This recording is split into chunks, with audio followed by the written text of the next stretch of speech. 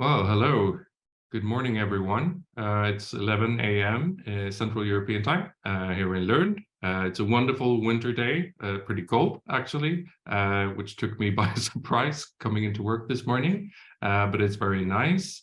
We are here and we have an applicant week webinar coming up, and today we are focusing on science. Master's degree science programs offered by Lund University. So today we have a 1-hour session here from 11 to 12, where programs in mathematics, mathematical statistics, astronomy and theoretical physics, physics and computational science are represented. And I hope our guests, our attendees, have some questions for our program representatives. If you are attending today and you have a question to our programs in science, please do use the Zoom Q&A to ask questions. And the more program-specific questions you have, the better, because the general questions we can handle in other sessions. But if you have program-specific questions about what you can do in a program, what courses we have, what kind of opportunities to perhaps do an internship or exchange or going and do PhD after you finish your studies, etc., please ask those questions in the Zoom Q&A. But since we just have 1 hour today, I don't want to spend too much time just introducing the session. I would like the programs to introduce program representatives rather to introduce themselves. And I think we would like to start with Magnus Victorsson from Mathematical Statistics. Welcome, Magnus. Hi, I'm Magnus Victorsson from Mathematical Statistics. I'm the Director of Studies for Mathematical Statistics and the Program Coordinator for our Master Program in Mathematical Statistics. All right, thank you, Magnus. And next up, we have Johan. Yeah, hi everyone. My name is Johan Ratzman. I'm Director of Studies responsible for the programs in astronomy and theoretical physics. And we're working closely with the physics department also, as will become clear as we discuss today. Okay, thank you, Johan. We have Martin Magnusson. Hi, Martin Magnusson. I'm the Director of Studies for the Department of Physics. And I'm responsible for the master's programs in general physics, material science, particle physics, X-ray and neutron science, as well as in nanoscience and photonics. The last two are given by the technical faculty, and the first ones are given by the science faculty. And I'm not program coordinator myself for any of those. I'm the overall responsible. All right, thank you, Martin. And then we have Anna Maria from mathematics. Hello, so my name is Anna Maria Persson. I work at the Center for Mathematical Sciences, Department of Mathematics at the Faculty of Science, and I am the program coordinator for our master programs in mathematics. But the program has two specializations, mathematics and numerical analysis. And Philip Birken, my colleague here, will represent the master programs in computational sciences, is also co-coordinator for the numerical analysis specialization. All right, thank you, Anna Maria. So let's give the word to Philip Birken. Well, as Anna Maria said, I'm also from the Center for Mathematical Sciences, and similar to Martin, I'm not a study director, but I'm responsible for the master programs in computational science and applied computational science, as well as for the specialization numerical analysis in the master program mathematics. All right, well, thank you all very much for introducing yourselves. So now we have an idea about the programs that are represented here. Not all the science programs are here now. We have a session starting at 2 p.m. This afternoon with the additional programs we have from the Faculty of Science here at Lund University. If you have any questions, please use the Zoom Q&A to pose your questions to our participants here today. We haven't received any questions yet, but I would like to ask Philip, can you tell us a bit more about the computational science program? Because these are actually brand new programs that we are offering starting from next year. Can you just introduce computational science, these programs? Yes, so the programs are now open for admission for the first time. And they will start in autumn 2023, obviously. And so we've just introduced them. And so the two programs, roughly speaking, computational science, there the target audience are students who have a solid background in mathematics. So in particular, students with a bachelor in mathematics or physics, and who are interested in using computations to solve problems in the natural sciences. There are three specializations in the program: scientific computing, physics, and geosciences. And then we have this other program, applied computational science. And there, the target audience are students who do not have a strong background in mathematics. So the requirement is in mathematics is 15 credits in mathematics. However, it is students that are interested in using programming, mathematics, and statistics to solve problems in the natural sciences. So in the first year of the program, for example, you will take another 30 credits in programming, statistics, and mathematics at the basic level. All right, thank you very much. So you, these different specializations, even though students come in from different backgrounds, they will still be here at the Department of Mathematics studying with you, or how does it work, Philip? Well, the programs are organizationally situated at the Center for Mathematical Sciences, but that does not mean that you study everything at the center. Mm-hmm. So there are certain courses that are obligatory for everybody in both programs, actually, so that then students from both programs study these together. And otherwise, it is partly with students from the programs, partly mostly with students from your specializations, and partly, well, completely free, where you are able to choose from a rather wide selection of courses. Okay, thank you. Let's turn over to physics for a bit. Johan and Martin, you kind of both represent physics or the physics program. Why do we have so many physics programs? We have so many specializations. What's the kind of background or reason for this? Martin, would you like to explain how physics works? Actually, could Johan start that, because he has a much longer history of this. So okay, sure. Johan, please. Yes, I think the idea is that we want to represent all the different specializations that we have at the Department of Physics and Department of Astronomy and Theoretical Physics, and to make that large choice visible to the students. So actually it is one large program. Everyone gets the master in physics degree at the end. But we just want to highlight the different our different specializations. So that's why we've done it, essentially. So we are a quite large physics department. In total, we are about 450 employees, and about 120 academic teachers with teacher position in total. And as Johan said, it's easy to change between specializations or change between the sub-programs, if you say, but you need to fulfill the requirements for one of them at the end. So that it's sort of it's a marketing thing, plus also a study advisory. So you need to focus a little bit on one sub area of physics, but it's quite free to take extra courses in adjacent areas, if you like. Okay, so how can we explain to people who are not so familiar with Lund University and the research that is being conducted here? How does the research, for example, in physics, tie into education? What's the link? So at the advanced level, essentially all our courses are very closely related to the research we're actually doing, except for the more general quantum mechanics courses, for example. So very many of our courses are, for example, we have a very large research activities in nanoscience, in applied laser physics, and we have a lot of courses in those areas.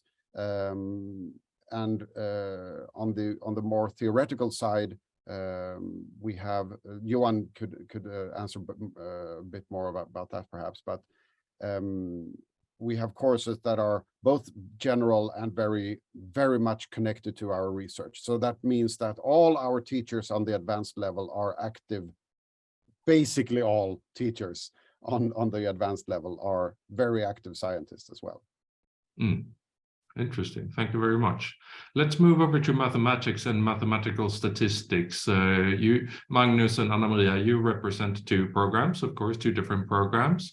Magnus, can you tell me a bit about mathematical statistics? What kinds of students are suitable to join the Masters in Mathematical Statistics?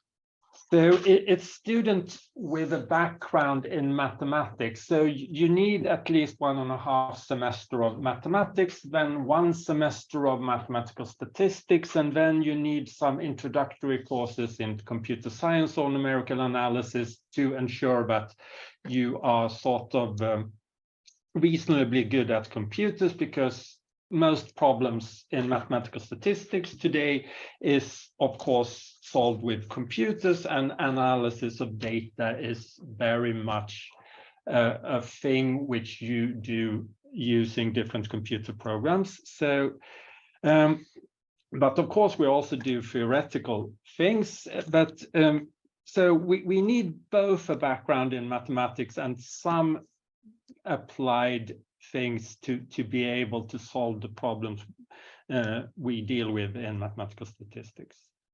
Okay.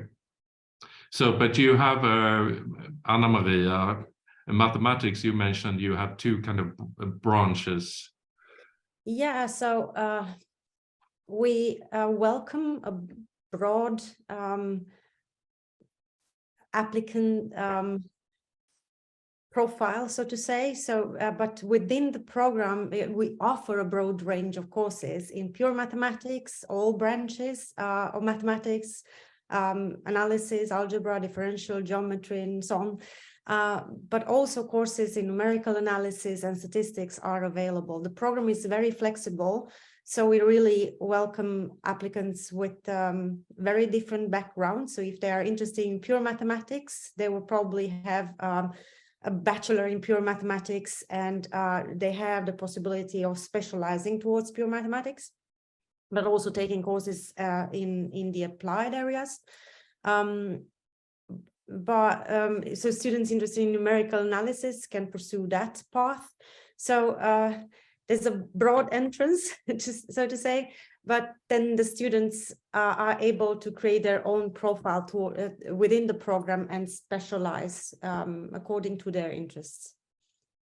Okay, thank you very much, Maria. We do have actually some questions in the Q&A at this point. I would like to encourage everyone, all attendees or participants, to please use the Q&A to ask your questions. We have, well, it's kind of a big question, I suppose, about physics here. From Lakshya, what are the career opportunities like after pursuing a master's or a PhD in physics? Martin and Johan, if you complete a master, we're talking about masters here today, so we can focus on that. If you complete one of the physics master's programs at Lund University, what are the kind of realistic outcomes? Do most stay in academia, or can you join a private sector company with the knowledge that you acquired? What happens to our graduates? Johan, what do you say? Yeah, I thought Martin wanted to start. But I can start. I think there are very good opportunities. I mean, the program is very wide, so it all depends on what you specialize in.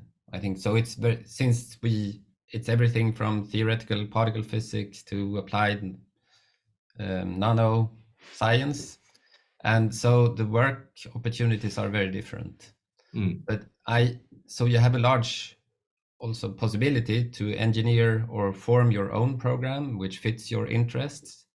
And I think it's always, when it comes to finding a job later on, it's if you study something that you're really interested in and become good at that, that's the key thing for getting an interesting job in the end. So in Lund, for example, we have many different companies that our graduates can start working at. So we have Axis, for example, which works on image analysis and cameras. And we have Sony that has been working on mobile technology. And so there are lots of applied applications of physics where you can find the workplace. Martin?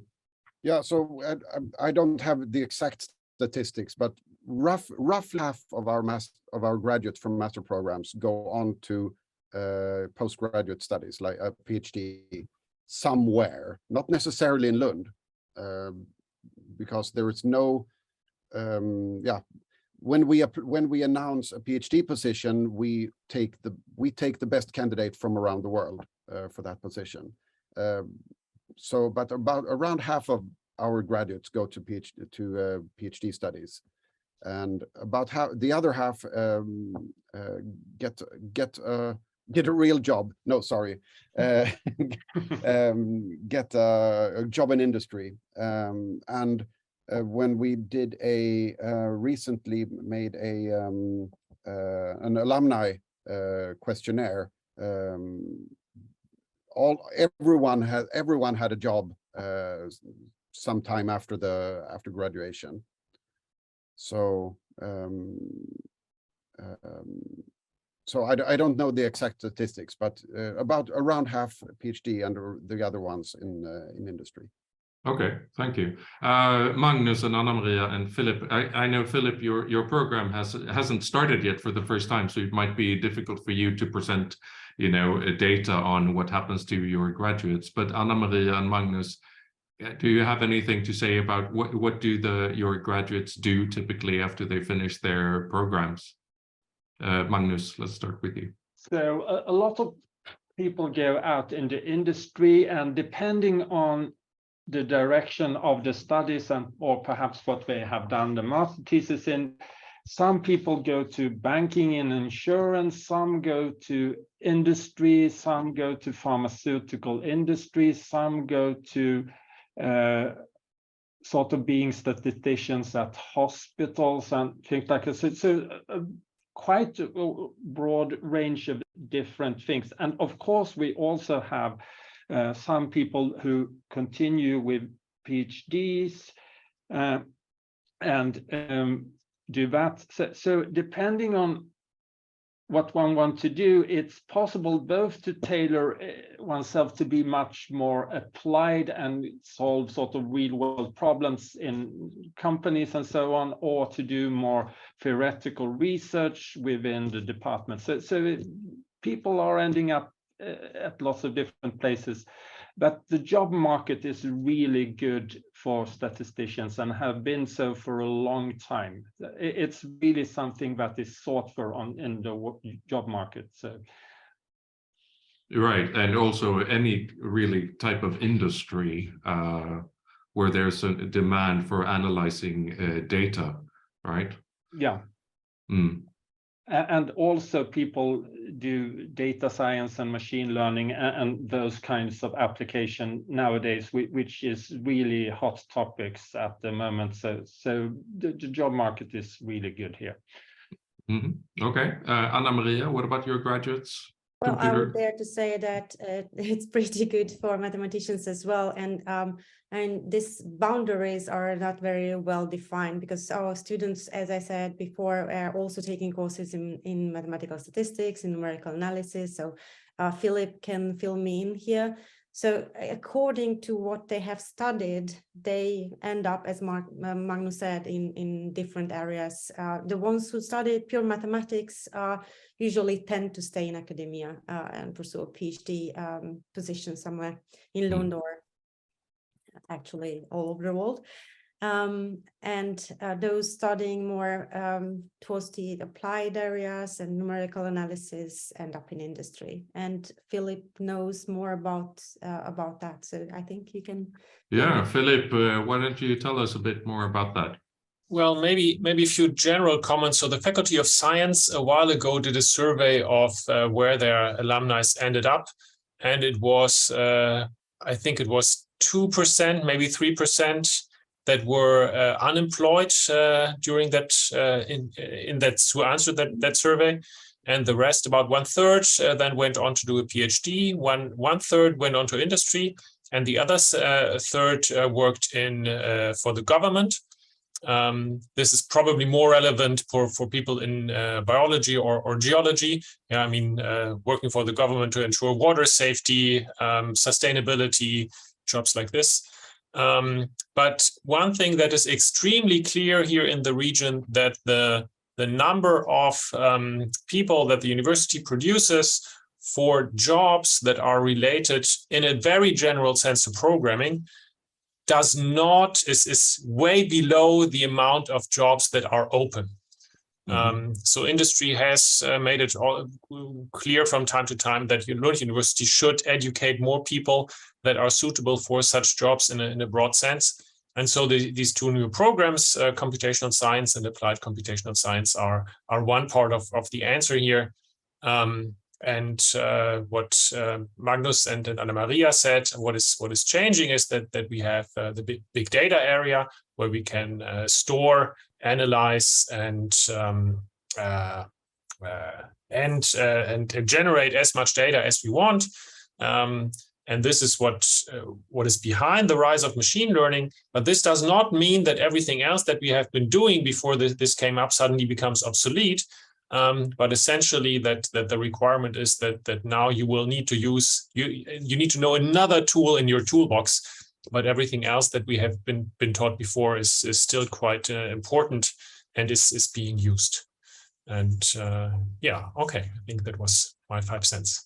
Right, but Philip, can I just ask, because you kind of hinted at it, but have these new programs in computational science and applied computational science been designed with the needs of the kind of private sector in mind, if you know what I mean? Or yes, definitely. I mean, not only so, but definitely. Okay, it's that programming, statistics, mathematics, numerical analysis are super important and will remain super important.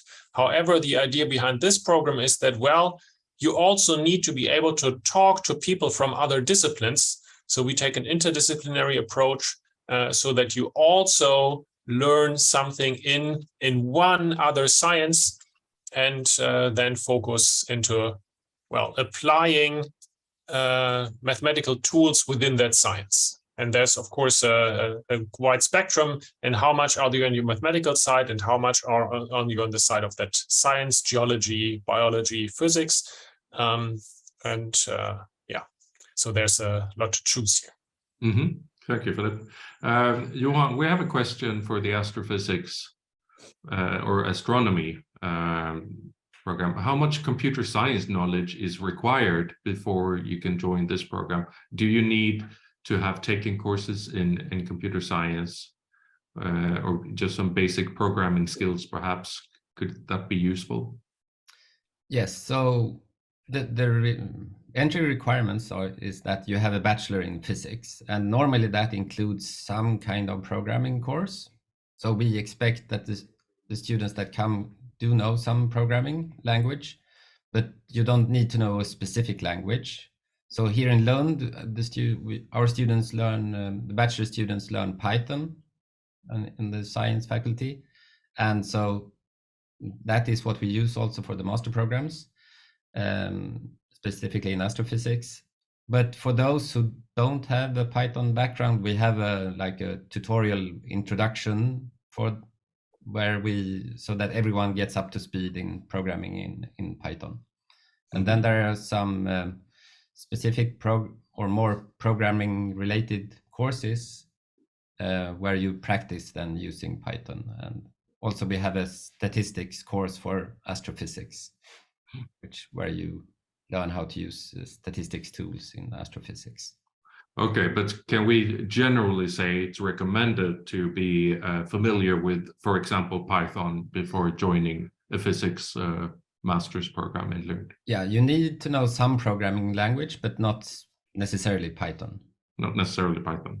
No. But if they have to choose one to learn, Yes, Python. yes. So then Python is we chose it because we think it's a good language to start with. Mm-hmm. So I guess Philip maybe could fill in more. But of course then for more research, but some of the more research related programming, you'll need to know C++, for example, in some cases. Okay, so but is it up to the student to acquire this knowledge him or herself, or can we provide courses for this?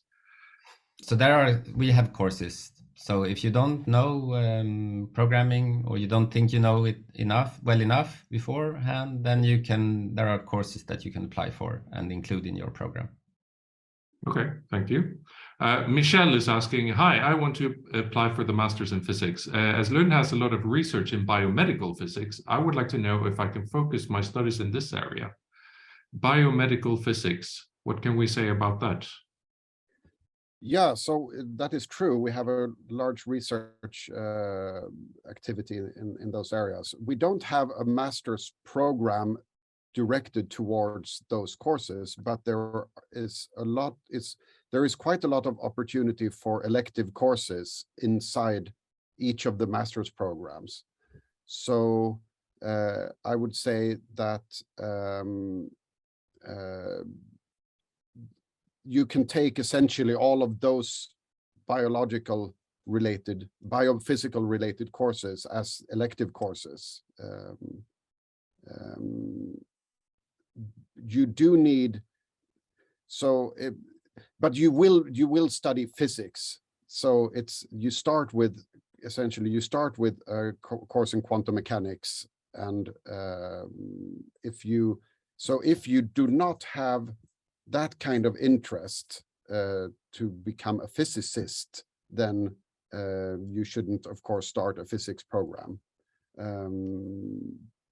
But anyway, if you take you start out with the quantum mechanics, and then you take the biophysics courses and the rest of the compulsory courses in the program, I think you should be quite happy.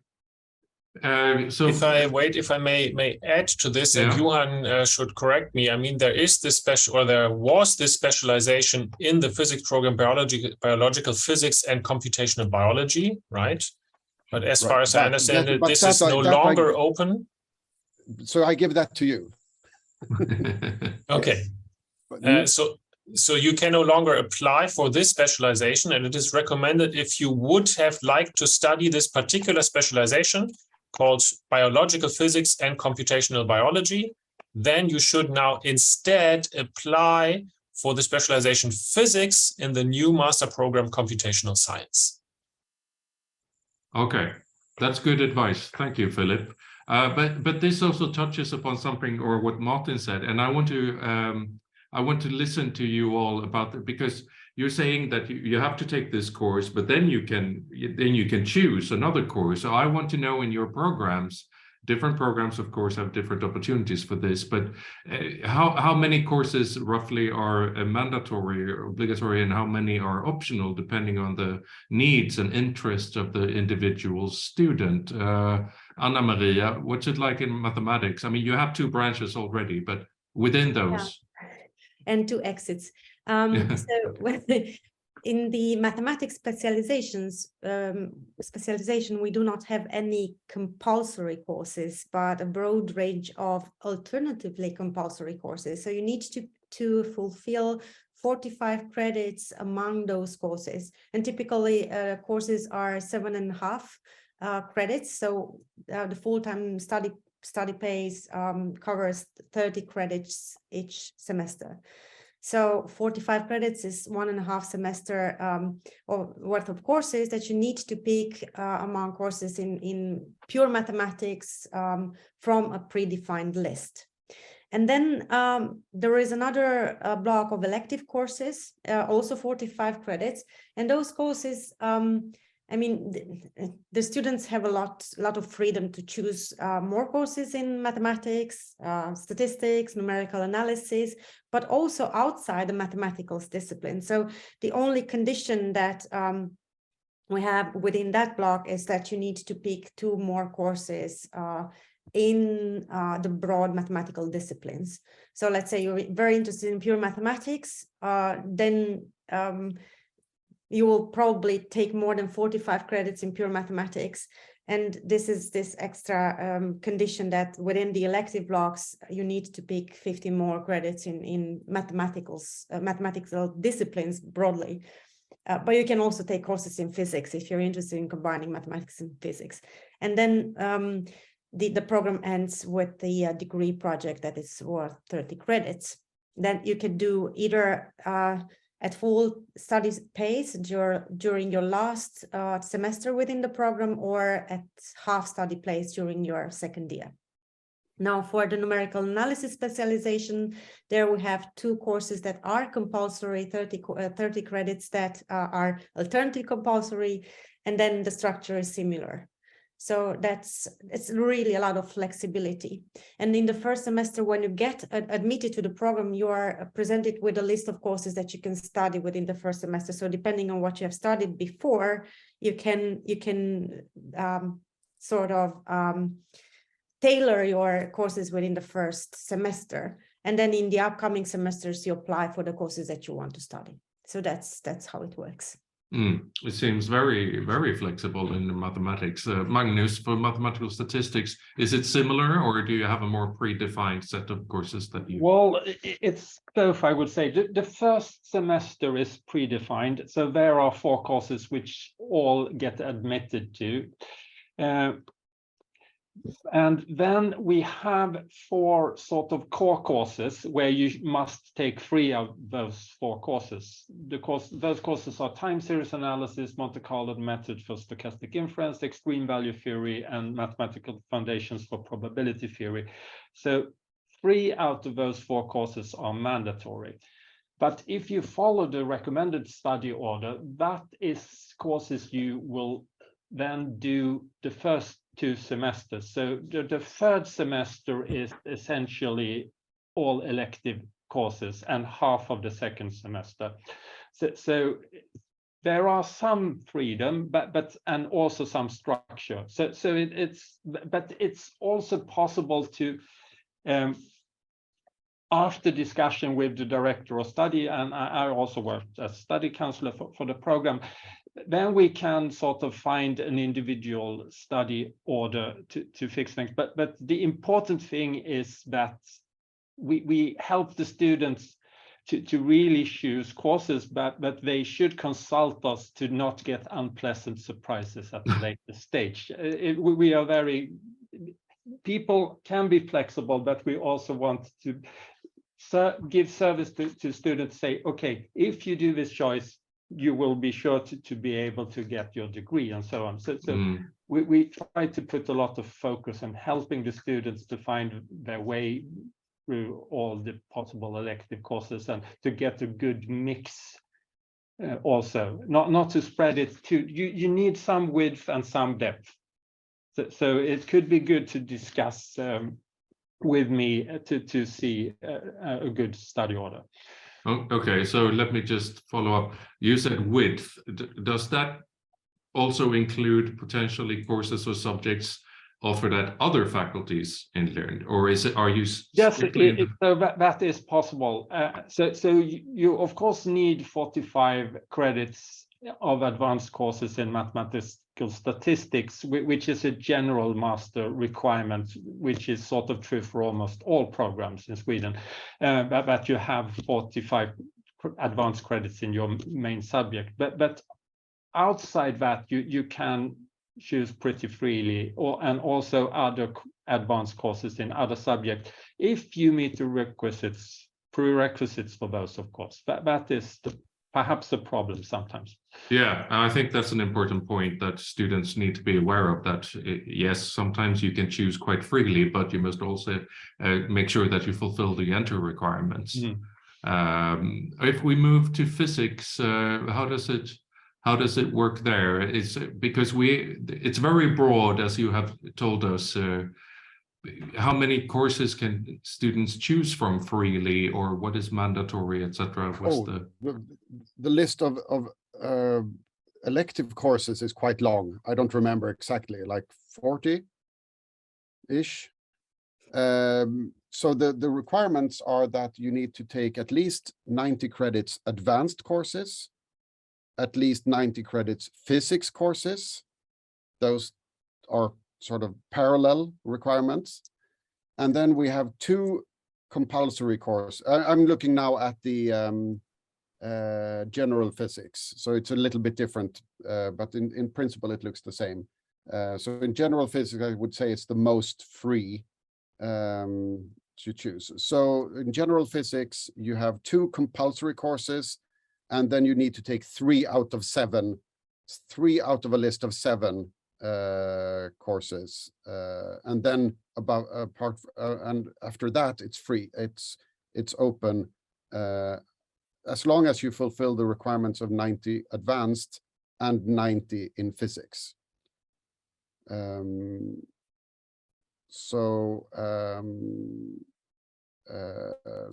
1 course is 7.5 credits. Exactly.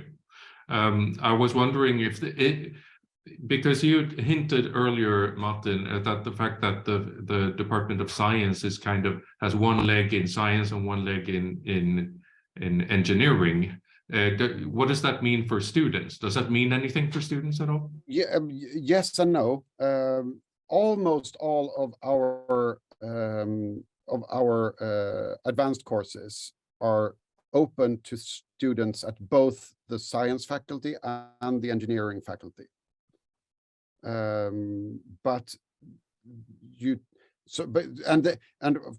don't go into the administrative details of this. This is quite complicated for us, but it's supposed to be quite simple for the students.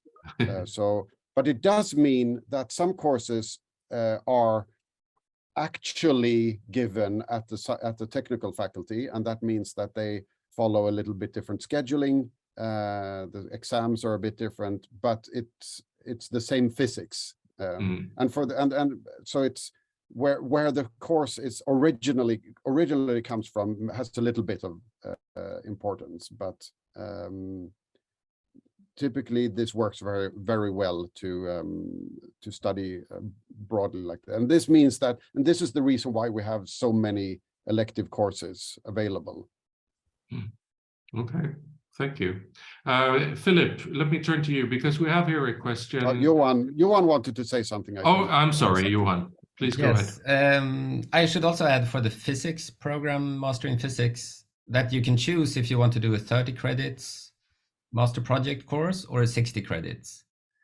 And that is, so if you do a 60 credits project, you really get to the research front in a subject. And it's like, we would say it's like a half licentiate thesis, or it's like a quarter PhD thesis. So it's really, really advanced level that you get to if you can do a 60 credit project. So I think that's very special that we offer that here in Lund. And it's a good opportunity if you're interested in more research related career. And the master's project is included in the requirements. So 90 credits physics, including the master project. Yes. Okay. And then I also wanted to add for the astrophysics master program, that is very structured. So there we have a 60 credits master project, and there are 5 mandatory courses, each of 7.5 credits. So in effect, it's only 3 optional courses that you can choose freely then. Okay. But so that's very structured, and also everyone starts with the master project in their 2nd semester.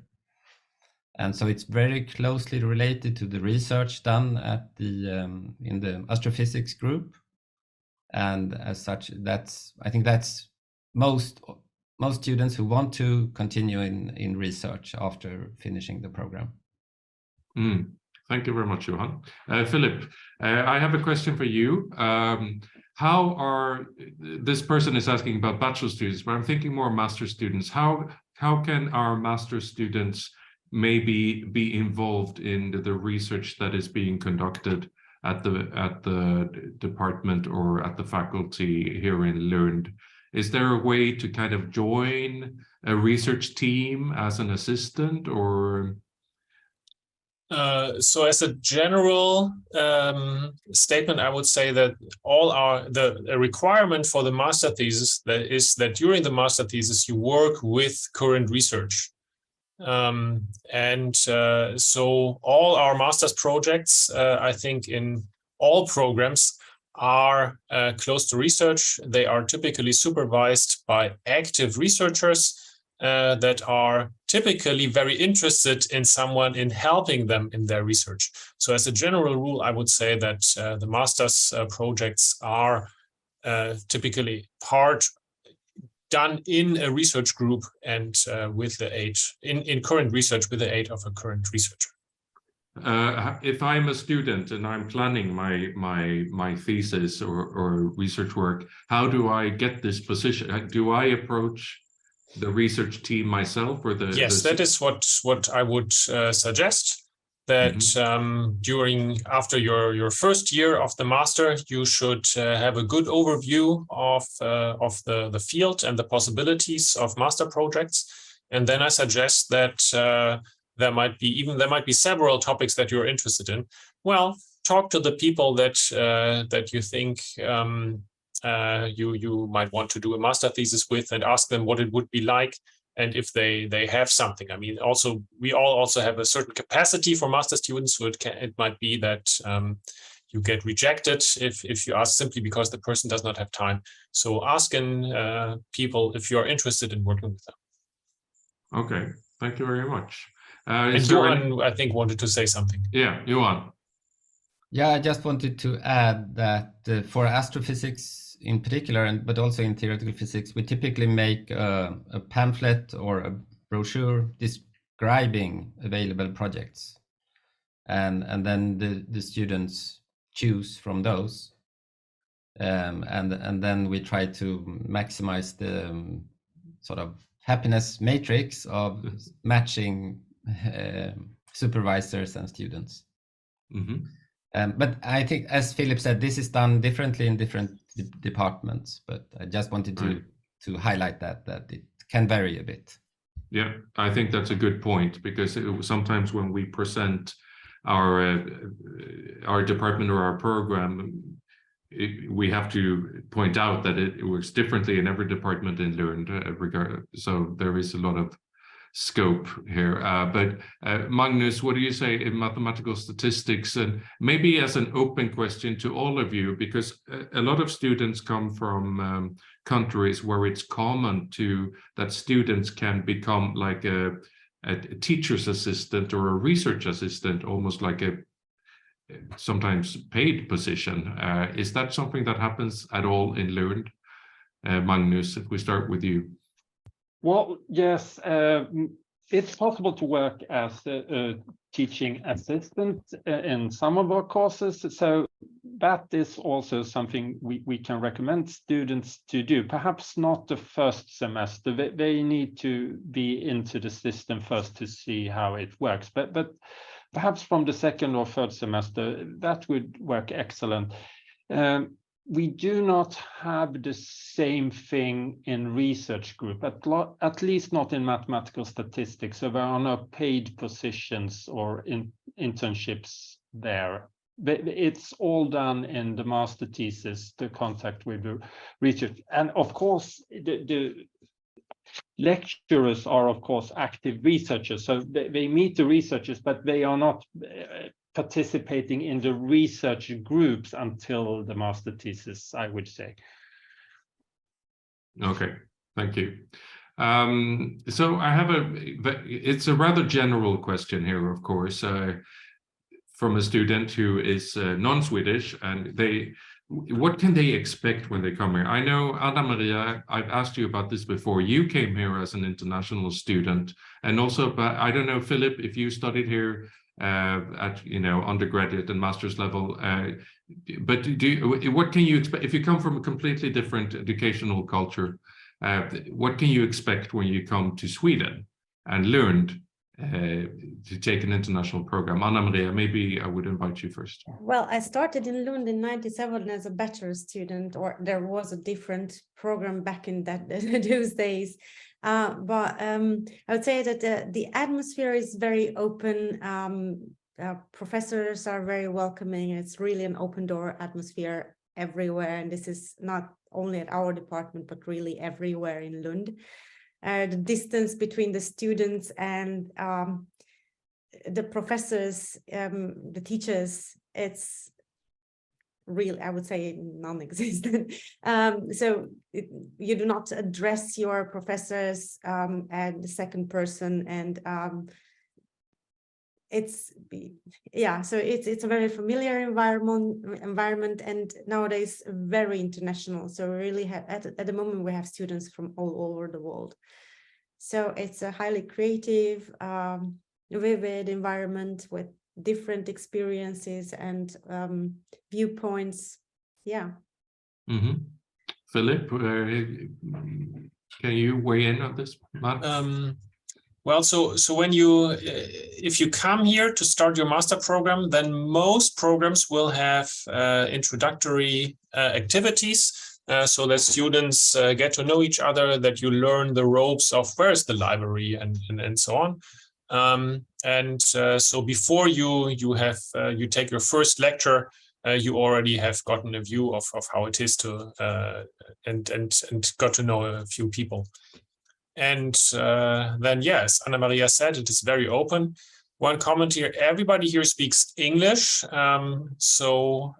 which is both excellent because it's easy to come in, but it also can be a problem because it makes it harder to learn Swedish, because Swedes will sort of mostly speak English with you, but you can fix that. So the town is, well, it's a bit more than 100,000 and around 35,000 students. So it's really a student town, very international. It's also, I mean, on the border to Denmark, again, with a lot of exchange. And so the campus is, well, the campus is big, but it is a campus. So it is at the Faculty of Science, distances are small. So if you're studying physics and then you take a course in mathematics, then you don't have to take your bike and drive for 10 minutes. I hope across the street, basically. Yes, in that case, it's across the street. Yeah. All right. What do you guys say, Magnus, Johan, and Martin?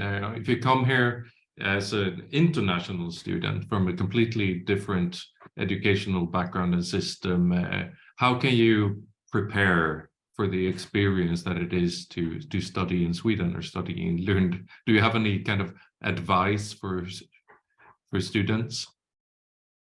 Because it seems what we are saying here today, or what you guys say, everything seems quite free and flexible. You know, is that completely true? Because that means a student, the individual, will have to take a lot of responsibility, him or herself, to successfully complete the program. Yes, Martin. I think that's a very good point. Yes, we are quite flexible, which does place a lot of responsibility on the students, maybe more than some are used to. So I always tell my students that make a plan, but then plans are made for changing. I mean, if you don't have a plan, then you have nothing to stick to, nothing to change. So then if you have a plan, so have strong opinions but loosely held. So be prepared to change them, but think through what you want to do, and then you realize that you will change that. No one ever does not. There is no one that doesn't change their plans. Right. I think Magnus was kind of talking about that briefly before, when we talked about elective courses, that you would sit down with students and tell them, look, if you choose this, then it might mean something potentially negative. So we do not encourage that. We would rather you do this. Magnus, can you elaborate on that? Yes, of course we want the students to have freedom to choose, but we also are very glad to help them choose, to give them guidance and explain, okay, this is the consequences of that choice, and if you go that direction, you will experience these things, and so on.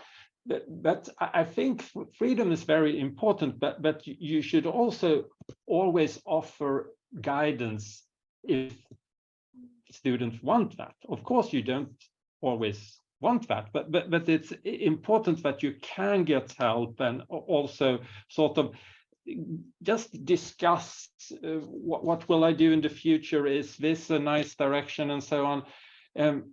So sometimes that's a short discussion is all you need, and then you perhaps feel more secure about your choices, and you feel some sort of comfort in knowing that there is help to get if you need it. So I think that's important, but it's also important to be able to choose. Yeah, so no, but I always try to help students and sit down with them and have meetings, and also, of course, discuss what kind of master thesis project is suitable if you have certain interests and so on. So it's important, I think, to be able to guide the students, and of course it takes some resources, but it's worth spend resources most of the time, I think. All right, thank you, Magnus. Something that we haven't really discussed here today yet, but I want to speak a bit about is the kind of the makeup of the class, and how many students come from an international background and how many are kind of more local students in your programs. Anna Maria, in your master, well, you have both a bachelor's and a master's in mathematics. So, but in the Master of Mathematics, are there any local students, or are most of them local, or what does it look like? No, the majority of the applicants are actually from abroad, because the program is advertised now in the international round, and our students are kind of more used to applying for programs in the national round. So in recent years, the number of Swedish applicants has increased, but there is also kind of an alternative way to get in the program if you're already studying in Lund. So if you're a bachelor's, you're on the bachelor's program in Lund, you actually can apply for courses in mathematics at advanced level, which you can count towards a master's degree later on. So you can get admitted to a later stage of the program. If you're already studying in Lund and have taken courses that are relevant for the program, you can enter the program that way. So I would say that the majority of our applicants, and also students admitted, are from the international, in the international round, are international students. Mm-hmm. So the Swedish students are, I would say, about 25% to 30%. Okay. But many Swedish students are taking the other way.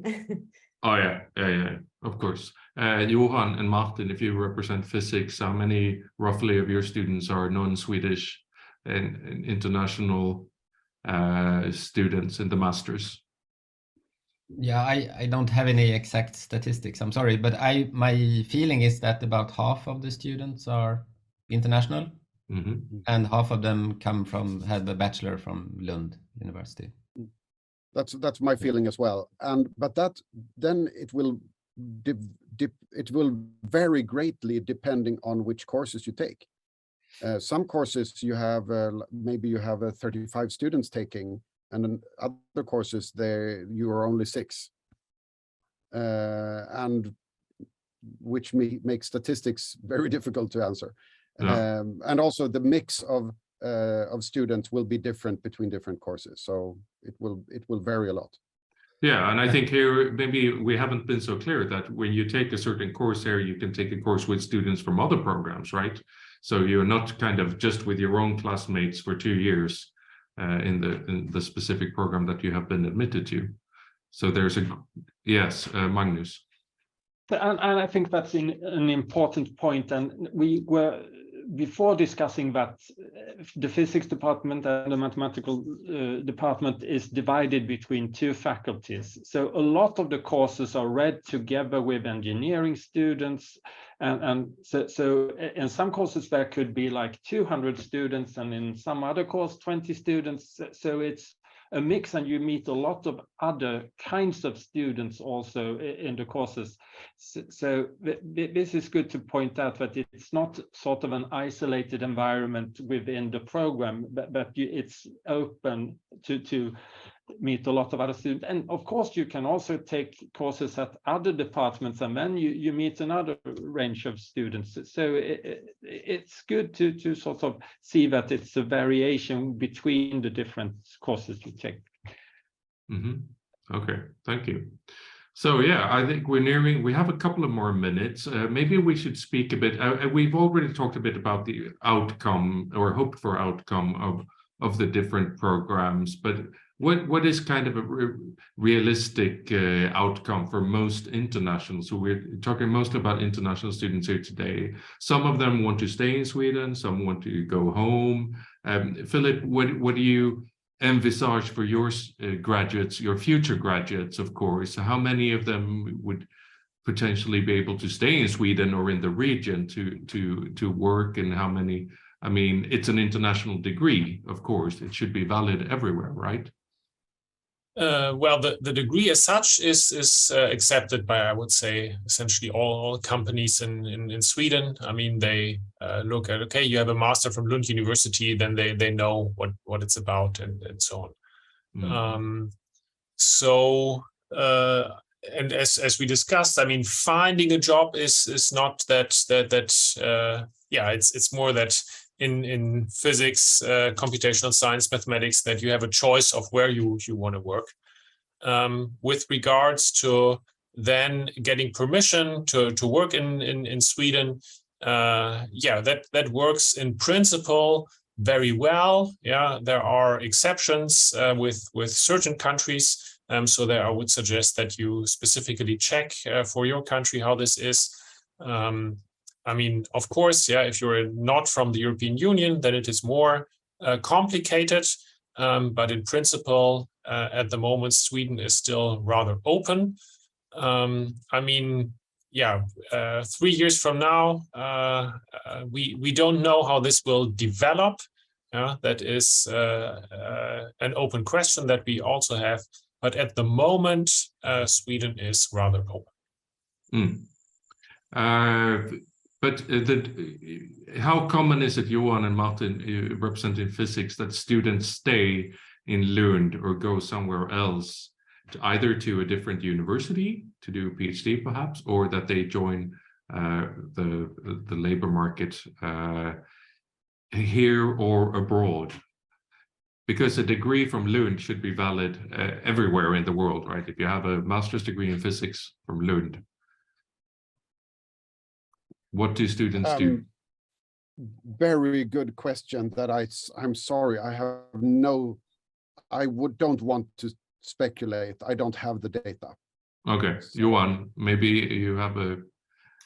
Yeah, I know for the astrophysics master students, most of them go on to do PhD studies, but most of them go abroad then, because we don't have so many PhD positions here in Lund. I think in general, for international students, there is a window where you can apply for a job after you're finishing your studies.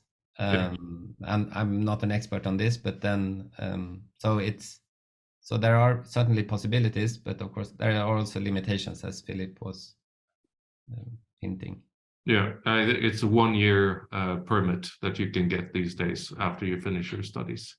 Magnus, you also said many industries are looking for people who have a degree in mathematical statistics or statistics. But can you take your degree and go anywhere in the world and find a job, basically? Well, to talk about the entire world, it's too big. I do not have knowledge about all the world, but I would say within Europe, and so then it's a good chance. But to go anywhere in the world, I'm not sure about that. We need sufficient data to claim that. Yeah. But of course, Lund University is among the top 100 universities in the world. So I guess, I mean, it's good to have a degree from here. Okay, thank you, Anna Maria. Finally, we are 1 minute over time, but I would like to invite you to say a few final words about what you can do with a degree in mathematics from Lund. Well, I think it's really hard to summarize because it opens, I would say, a lot of different doors, again, depending on what you have put into that degree during those 2 years with us. Okay, so it's up to the student to select the right path in the program. Or, yeah. Okay, thank you very much. We're ending this session now. I want to thank Magnus, Johan, Martin, Anna Maria, and Philip for joining us here today. This is a recorded session, so we will put it on our website after this, to prospective students can learn more about your programs. Thank you for taking the time to inform us about your respective programs and the opportunities there. And I hope at least some students will get their questions answered and know more about what it means to study at Lund University in these programs. So thank you very much for joining, and have a wonderful afternoon, everyone. Thank you. Bye-bye.